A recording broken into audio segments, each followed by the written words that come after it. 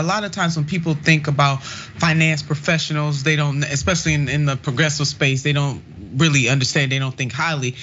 You specialize in advancing impact investing to advance progressive and social causes.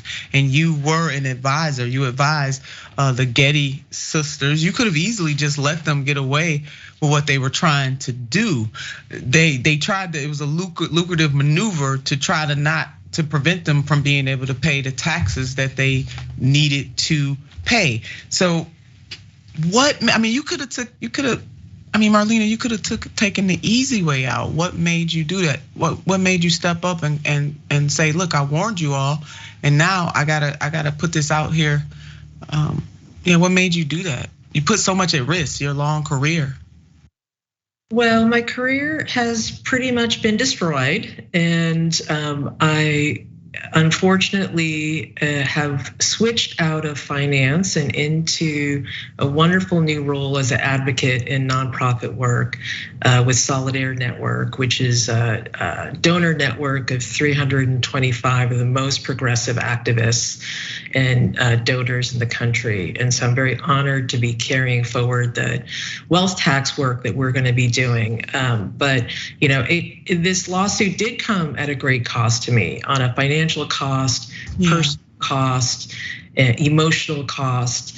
And I decided to speak up about this injustice because this issue is bigger than me and the Gettys.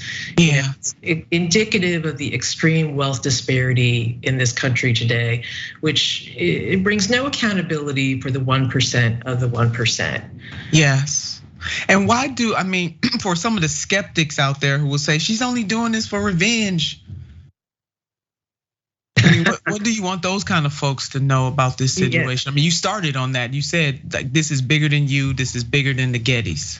It's not to my advantage to be having this lawsuit out in public. It would have been much easier for me to negotiate a settlement if I had filed under seal so that the case would not be public.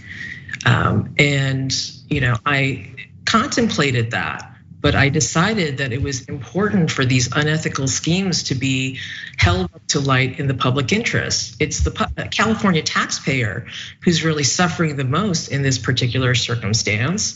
And there was a turning point for me during the pandemic when we saw those lines of cars that stretched out for miles in California waiting for food at the food bank. When we saw our healthcare workers, nurses who were literally working 24/7 and putting their lives on the line in hospitals during the darkest days of the pandemic, wearing garbage bags for PPE, and understanding that actually tax evasion has a cost to the social safety net. That's right.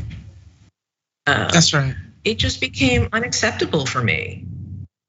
Yeah, no, I'm glad. And the Gettys are not the only ones doing this, as you have said in some of your earlier remarks. How do we tackle such a massive problem? Is it value statement? Is it legislation to close the loopholes? Marlena, I'm sure you thought a little bit about this. What is that it? We need both legislative reform, and we need to change the mindset of the ultra wealthy who think that taxes are a pay-as-you-wish system, right? It's actually optional, that it's alms for the poor. Yeah. We see this system where basically there is one set of rules for working people who are earning wages on a W-2 every year, and there is 99% tax compliance with taxes that are owed. And then you see the tax gap from income that is derived from businesses and investments. And it's estimated by Treasury that 55% of taxes from non-W-2 income is not paid on an annual basis.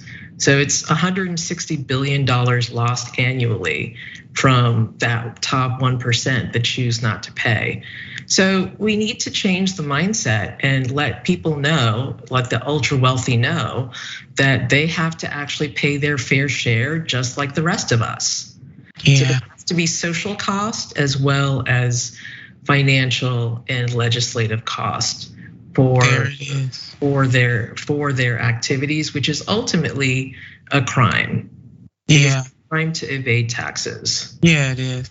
Well, Marlena, thank you so much. I mean, just a lot of courage for you to do what you're doing, living this painful chapter in your life out loud, out in the public like this, and really using this situation to bring attention to how the ultra wealthy get away with absolutely starving government because there are loopholes. Those loopholes must be closed. And it is my hope that your case is a wake-up call, and who better to help to teach this lesson than someone like you with all the experience that you have and your love for humanity, for the people, because you are a social activist, financial planner.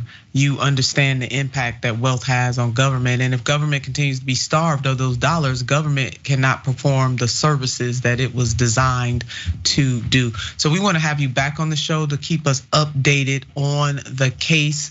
Nothing but love for you, Marlena, for what you are doing. And so sorry that you have to endure this stuff out in the open, but I do firmly believe that your case is going to turn the tide. And you, my dear, are a fighter indeed.